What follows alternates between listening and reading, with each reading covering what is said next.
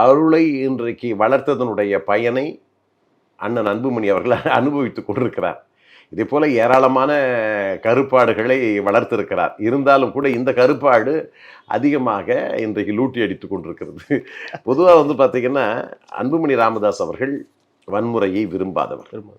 பாட்டாளி மக்கள் கட்சியினுடைய பாதையே போராட்ட பாதையாக இருக்கிற பொழுது உங்களுக்கு தெரியும், ஒரு நாள் சாலை மறியல், ஒரு நாள் ரயில் மறியல், 7 நாள் தொடர் சாலை மறியல், இப்படி பல போராட்டங்களை நடத்தி காட்டிய பாட்டாளி மக்கள் கட்சி. அந்த பாட்டாளி மக்கள் கட்சி இன்றைக்கு வியூக அரசியலை நடத்தி கொண்டிருக்கிறது.